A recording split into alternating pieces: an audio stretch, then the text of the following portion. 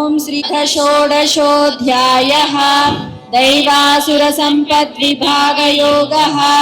श्रीभगवानुवाच अभयं सत्त्वसंशुद्धिर्ज्ञानयोगव्यवस्थितिः दानं दमश्च यज्ञश्च स्वाध्यायस्तपार्जवम् अहिंसा सत्यमक्रोधस्त्यागः शान्तिरपैशुनम् दया भूतेष्वलोलुप्त्वं मार्दवं ह्रीरचापलम् तेजा क्षमा धृतिः शौचम् अद्रोहो नातिमानिता भवन्ति सम्पदं दैवीमभिजातस्य भारत दम्भो दर्पोऽभिमानश्च क्रोधः पारुष्यमेव च अज्ञानं चाभिजातस्य पार्थ सम्पदमासुरीं दैवी सम्पद्विमोक्षाय निबन्धायासुरीमता माशु च सम्पदं दैवीमभिजातोऽसि पाण्डव द्वौ भूतसर्गौ लोकेऽस्मिन् दैव आसुर एव च दैवो विस्तरश प्रोक्त आसुरं पार्थ मे शृणु प्रवृत्तिं च निवृत्तिं च जनान विदुरासुराः न शौचं नापि चाचारो न सत्यं तेषु विद्यते असत्यमप्रतिष्ठन्ते जगदाहुरनीश्वरम् अपरस्परसम्भूतं किमन्यत् कामहैतुकम् एतां दृष्टिमवष्टभ्य नष्टात्मानोऽल्पबुद्धयः प्रभवन्त्युग्रकर्माणः क्षयाय जगतो हिताः काममाश्रित्य दुष्पूरं दम्भमानमदान्विताः मोहात् गृहीत्वा सद्ग्राहान् प्रवर्तन्ते शुचिव्रताः चिन्तामपरिमेयाञ्च प्रलयान्तामुपाश्रिताः कामोपभोगपरमा एतावदिति निश्चिताः आशापाशशतैर्बद्धा कामक्रोधपरायणाः ईहन्ते कामभोगार्थम् अन्यायेनार्थसञ्चयान् इदमद्य मया लब्धमिमं प्राप्स्ये मनोरथम्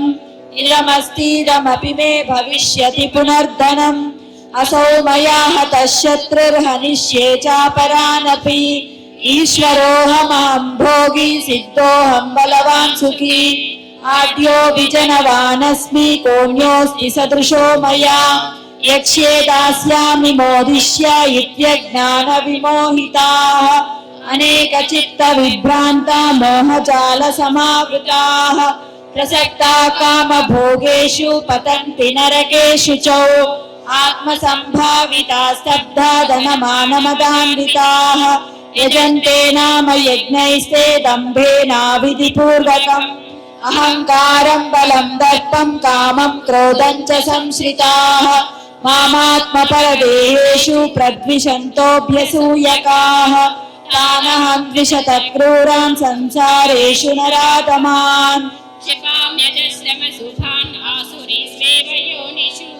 आसुरीं योनिमापन्ना मूढा जन्मनि जन्मनि मामप्राप्येव कौन्तेय ततो यान्त्यधमां गतिम् त्रिविधं नरकस्येदं द्वारं नाशनमात्मनः कामक्रोधस्तथा लोभस्तस्मादेतत्त्रयं त्यजेत् एतैर्विमुक्तः कौन्तेय तमोद्वारैस्त्रिभिर्नरः आचरत्यात्मनः श्रेयस्ततो याति परां गतिम् यशास्त्रविधिमुत्सृज्य वर्तते कामकारकः न स सिद्धिमवाप्नोति न सुखं न परां गतिम् तस्मात् शास्त्रं प्रमाणन्ते कार्याकार्यव्यवस्थितौ ज्ञात्वा शास्त्रविधानोक्तं कर्म कर्तुमिहार्हसि।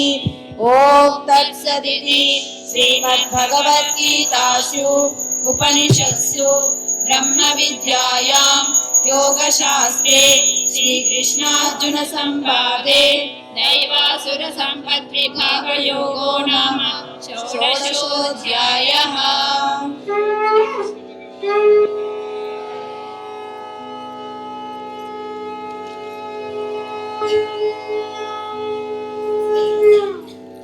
హరి ఓం. ఇప్పుడు దైవాసుర సంపద్ విభాగ యోగమైనది అయిన తరువాత అర్జునుడు మళ్ళీ ప్రశ్నిస్తుంటాడు, శ్రద్ధ ఎట్టిది, దాని యొక్క స్వరూపం ఏమిటి అని. అప్పుడు కృష్ణ పరమాత్మ ఆ శ్రద్ధ కూడాను వివేకముతో 3 గుణముల ఆధారంగా ఉంటుంది.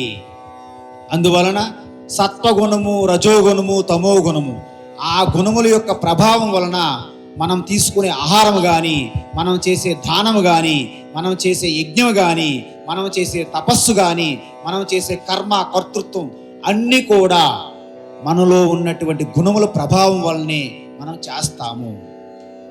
అందువలన ఎటువంటి ఫలాపేక్ష లేకుండా అపకారి కూడా ఉపకారం చేస్తుంటారు. అది సత్వగుణం మెండుగా ఉన్నదని అర్థం. ఏదైనా ఆశించి తిట్టుకొని దీవించి వెళ్ళు చాలు పో అని ముఖం మీద తిడుతూ చేదరించుకొని కూడా కొంతమంది దానం చేస్తుంటారు. అది తమో గుణము. ఏదైనా ఆశించి పేరు ప్రతిష్ట సంపాదించాలని కేవలం కోరికలతో అహంకారంతో చేస్తుంటారు, ప్రదర్శనతో. దాన్ని రజోగుణం ప్రభావం అని. ఈ విధంగా ఆ 3 గుణముల యొక్క ప్రభావమే మన శ్రద్ధని తెలియజేస్తుందని